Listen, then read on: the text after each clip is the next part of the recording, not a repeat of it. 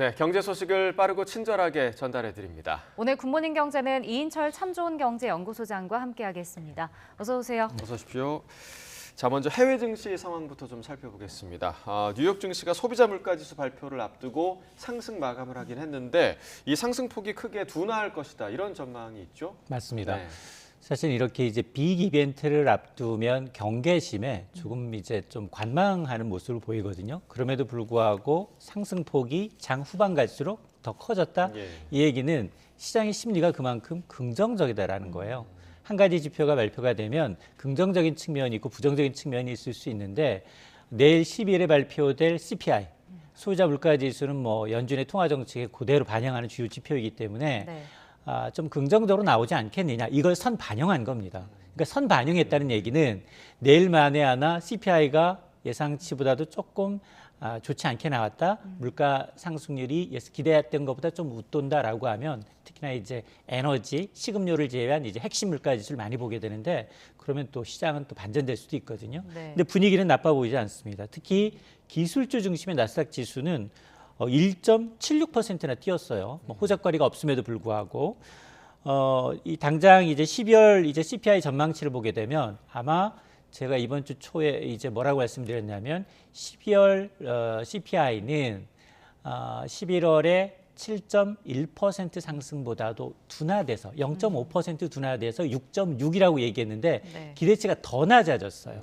6.55%까지 낮아질 수 있다라는 예상이 나오고 있고 가장 중요한 게 자, 이렇게 변동성이 큰 일회용으로 이제 이 에너지 식음료를 제외한 근원 CPI인데 근원 CPI는 해석하기의 여지에 따라서 조금 이제 이 호재냐 악재냐 판가름이 좀 엇갈리는데 1년 전과 비교하면 12월은 5.7% 정도 올라서 11월에 6%보다는 상승폭이 둔화되는 건 맞지만 그러나 전월 대비를 보게 되면 전월 대비 상승률은 0.3% 올라서 11월에 0.2%보다 상승폭이 오히려 더 커져요. 네. 그러면 시장에서 분위기가 안 좋다라고 하면 후자 쪽에도 무게를 두거든요.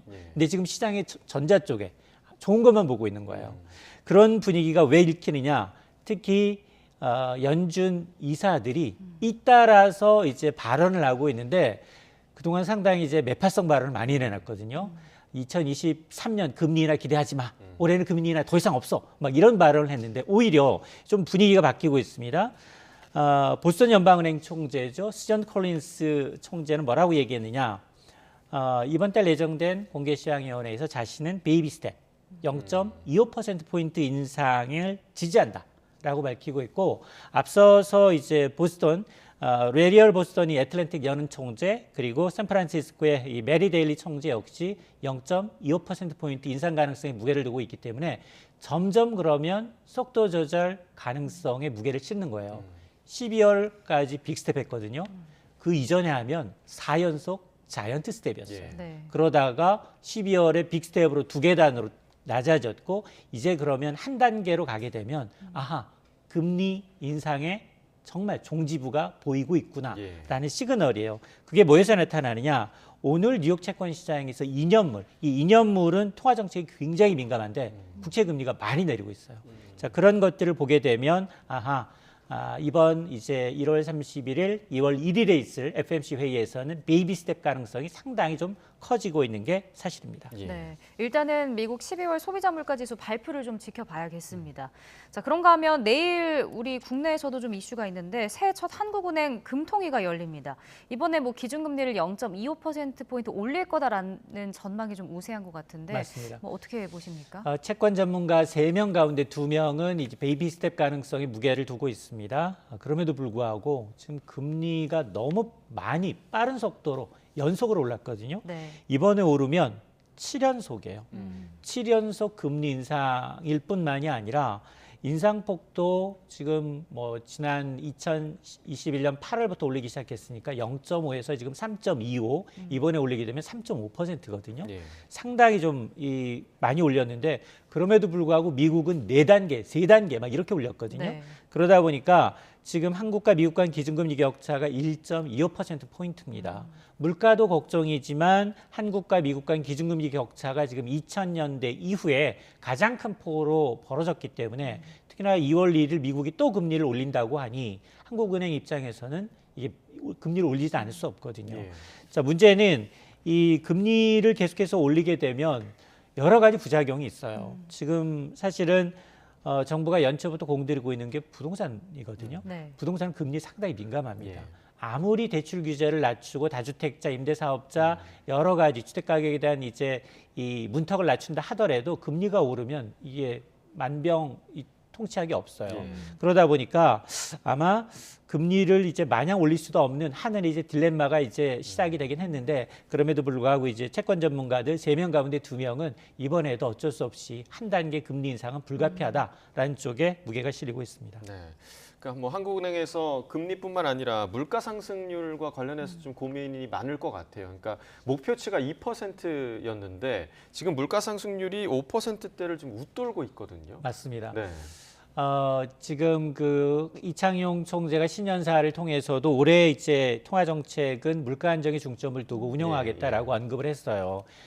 가장 중요한 이제 물가 그리고 고용 그리고 경제 성장률을 볼 수 있는데 소비자 물가 상승률이 12월에 낮아져서 5%인 건 맞지만 그러나 지금 5% 이상 물가가 거의 8개월째 이어지고 있어요. 예. 그러니까 상당히 좀 곤욕스럽습니다. 그리고 인상 요인이 많이 남아 있어요. 특히나 이제 공공요금 인상은 파급 효과가 굉장히 큽니다. 전기, 가스 요금은 뭐 올해 분기별로 계속해서 인상해야 되는 상황이거든요. 자, 그러다 보니까 아마 금통위원 6명이 만장일치로 베이비 스텝은 아닐 것이다라는 겁니다. 한두 명은 소수 의견, 금리를 오히려 동결해야 된다라는 의견이 나타날 수 있는데 그러면 이 시점에서 야, 그럼 이번에 올려서 3.5가 과연 최종 금리 상단일까? 이거에 대해서도 의견이 좀 엇갈려요. 이번에 올린 게 마지막이다. 연 3.5%가 마지막이다라는 의견과 아니다. 다음에 미국이 아직은 5.0에서 5.25%를 상단으로 두고 있기 때문에 한 번 더 우리도 금통위도 인상을 해서 3.75%까지 금리 인상은 불가피하다라는 의견도 만만치가 않습니다. 네. 자, 다음 소식도 좀 살펴보겠습니다. 이 빌라왕 사건처럼 전세 사기 보증금을 돌려받지 못하는 피해자가 속출하니까 공인중개사협회가 해결책을 내놨는데 근데 이걸 살펴보니까 좀 강제성이 없어서 실효성이 있을지 좀 의문이 들더라고요. 그렇습니다. 사실은 이제 전세 사기, 특히 빌라왕으로 이제 지칭되는 사람들, 건축왕, 빌라왕 대부분이 이제 바지 사장을 내세워서 뒤에는 큰 카르텔이 있다라는 얘기가 나오고 있는데 네. 어쨌든 전세 사기로 지금 보증금을 돌려받지 못하는 임차인이 속출하니까 공인중개사협회가 어제 협회 차원에서 대책을 발표했어요. 그래서 앞으로 현재 사용하고 있는 임대차의 계약에다가 5가지 특약 항목을 이달부터 새로 넣겠다라는 겁니다. 네. 그 내용을 들여다보면 반드시 있어야 될 것들이에요. 임차인이 전입신고해서 확정일자 받을 때까지는 임대인이 주택담보대출을 받을 수 없도록 하는 거. 그리고 집을 팔 때는 사전에 반드시 임차인한테 고지하도록 하는 내용. 그리고 이제 중개보조원이 10명 이상이다 좀 이상하잖아요. 사무실을 자꾸 옮긴다? 이건 좀 이상하기 때문에 이런 중개사무소는 집중적으로 점검하는 거. 그리고 이제 일부러 사기를 치거나 횡령한 사람이 있다. 이런 사람은 이 협회 차원에서 공제를 운영하고 있는데 공제에 가입해서 좀 배제하는 방안. 그리고 이제 전세 사기 방지 점검 항목표를 중개사마다 이제 비치하겠다라는 것들. 그리고 지금 시세 모니터링이 주로 아파트에 집중돼 있는데 그걸 빌라나 다세대로 좀 확대하겠다. 이런 내용들이 좀 포함이 돼 있거든요. 네. 근데 지적하셨던 것처럼 이게 협회가 이제 자발적으로 만든 어떤 해결책이에요. 만에 하나 이제 임대인이 야, 나 알려줄 필요 없어 나한테 이렇게 얘기하면 법적으로 강제할 권한이 없다는 겁니다. 그래서 이게 사실은 이제 자발적으로 공인중개사들도 이제 이런 걸 자각하고 있다라는 사실에 대해서는 긍정적이지만 그러나 이제 권고 수준이라는 점에서 좀 아쉽다라는 반응도 있습니다. 네. 자, 짧게 마지막 질문도 드리겠습니다. 복권이 지난해 판매 최대를 기록했습니다. 사실 이게 불황 상품이잖아요. 어떤 상황으로 봐야 되나요? 복권 구매하셨어요? 하신 적 있어요? 저는 요 아주 근래? 가끔 합니다. 가끔에요. 네. 요 근래 사보진 못했는데요. 네. 사실은 복권하고 빨간 립스틱하고는 불황에 가장 민감한 상품이에요. 그렇죠. 네. 립스틱 하나 가지고도 전체 화장할 수 있는 이제 기분이 나니까 여성분들 불황일 때 많이 팔립니다. 그리고 붉은색이 많이 팔리거든요. 근데 복권도 비슷해요. 근데 지금 보니까 기획재정부의 이제 복권 판매 동향을 봤더니 지난해 판매액이 6조 4천억 원을 넘어섰는데요. 1년 전에 비해서 7.6%가 증가했어요. 근데 이 증가 추세 6조 원 판매했다는 것도 지금까지 이제 사상 최대액인데요. 근데 코로나 전후로 상당히 많이 늘었어요. 예. 코로나19 이전 봤더니 2017년부터 19년까지는 4조 원대였어요. 그러다가 갑자기 코로나 있었던 2020년 껑충 뜁니다. 5조 원대로. 그리고 5조 원 돌파한 지 불과 2년 만에 6조 원까지 넘어섰는데 성인 만 19세 이상 성인 가운데 10명 가운데 6명 정도가 복권을 구매했다라는 걸 감안하면 약 한 지난 한 해 동안 우리나라 인구 2,400만 명 정도가 복권을 구매했다라는 건데요. 거기에 일조하신 거고요. 근데 특징적인 것이 여기 복권 구매자들을 소득 분위로 봤더니 복권 경기 어려우면 정말 저소득층 먼저 구매하자. 나가 아니에요. 예. 오히려 가구 소득 분위로 봤더니 두 번째로 중산층에 해당한 4분위 월소득 460만 원대에서 670만 원대인 이분들의 비중이 39%로 압도적으로 많습니다. 네. 이 함축적인 의미가 두 개 가지가 있어요. 어려운 계층 복권 산 돌도 없었다라는 의미. 또 하나는 중상위층조차도 한 방을 기대할 만큼 경기 상황이 상당히 좋지 않다라는 의미로 받아들여지는데 이걸 어디서 알 수 있느냐? 이 복권의 직업별 이제 구매 빈도를 보니까 화이트 칼라 비중이 32%로 가장 높고요. 그 뒤를 자영업 하시는 분들, 전업주부, 생산직, 무직과 은퇴자 비중은 5%에 그쳤습니다. 네.